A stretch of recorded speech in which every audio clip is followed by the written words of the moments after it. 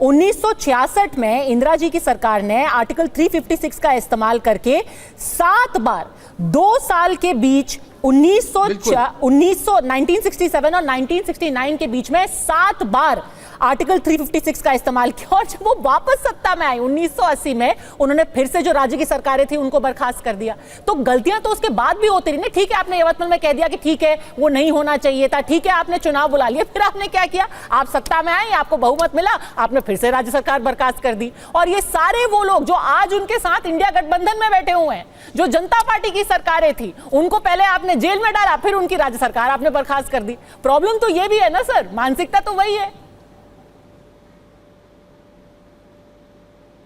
पद्मजा, जो आप सरकार बर्खास्त करने की बात कर रही है वो मैंडेट थ्योरी पूरी की पूरी थी, जिसको चरण सिंह लाए थे कि जब जनता पार्टी आई तो उस समय कांग्रेस की सरकारें थी, उनको डिसमिस किया गया कि अब ये देश का जनादेश आया है जो इंदिरा गांधी और कांग्रेस के खिलाफ है। तो जितनी भी कांग्रेस की सरकारें थी 1977 में उन्हें बर्खास्त कर दिया गया।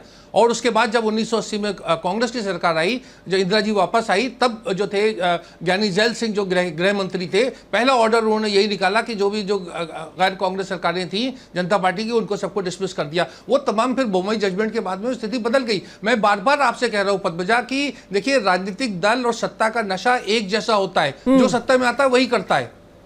हर्षवर्धन जी, हमें समझना चाहिए। हर्षवर्धन जी, इंदिरा गांधी किसी का भी यहाँ हाई मॉरल ग्राउंड नहीं है, कोई आपत्ति नहीं है। ठीक है शहजाद पुनावाला साहब, क्या आप आए? हर्षवर्धन त्रिपाठी, कोई भी मॉरल हाई ग्राउंड नहीं ले सकता। जो सत्ता में होता है, जिसके पास भारी बहुमत होता है, वही दुरुपयोग करता है। मुझे देखिए, यही मैं कह रहा हूँ, रशीद जी की बात से मैं सहमत हूं कि सत्ता आने पर अहंकार आता है और अहंकार के साथ तानाशाही विचार आता है।